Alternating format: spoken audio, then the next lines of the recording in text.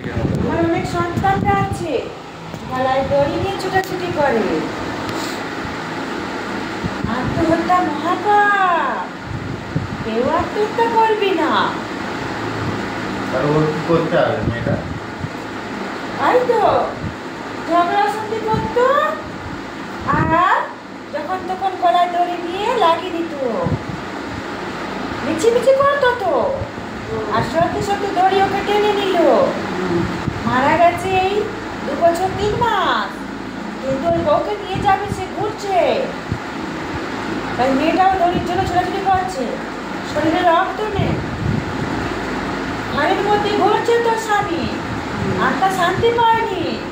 তাই ওকে বলবি আমার সাথে মিশে ঘরে জল দিয়েছিস? হ্যাঁ, ও খায় না তো, ঠিক মতন খায় না, হবে কি করে? এবারে দিবি না কেন? না, ওটা তুই কি মিশিয়েছিস? হ্যাঁ, তুলসী পাতা তো দিয়েছি, ওটা ঘরে জল নেই তো। নে, ওইটা দিবি, ওখানে আছে, দেখ উপরে আছে, ভুল করিস না। ওটাই বড় বোতলে ঢেলে রেখেছি। ঘটিটা মাঝেটা দিয়েছি, ওটা ঠিক না। মাকে ডাকায় ঘটিটা দিয়েছে তো, ওটা জল না, ঘটে জল না, ডাকাতে বাড়ি দিয়েছে তো মা, ওটাই দিয়েছিল। মা যেটা দিয়েছে মা, সেটা ঘটের জল নয়, মা জানে ঘটের জল। হ্যাঁ, পুরো হাজারটা বোতল করবি, হাজারটা বোতলে ঢালবি, বললে হবে না। এই অবস্থা দিয়ে দুটো ঘটের জল পাল্টে দিবি। হ্যাঁ, এক জায়গায় রাখবি, আর ওইটা আমার সন্তানদেরকে দিবি। বাবা দিবি তো? দিবি। আমার ঘটের জল নিয়ে এসে রাখ করে খাওয়াবি, 31 দিন খাওয়াবি।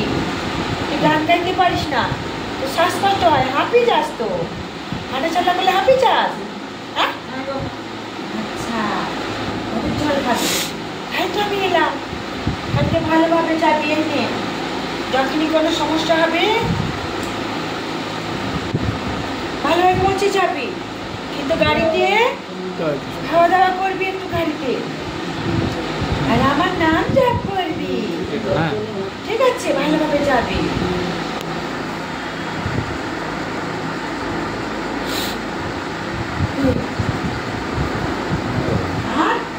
আয় মা, আয় নে, বললাম তোর ঘরে যখন যাবি, তোর সবাইকে দিবি।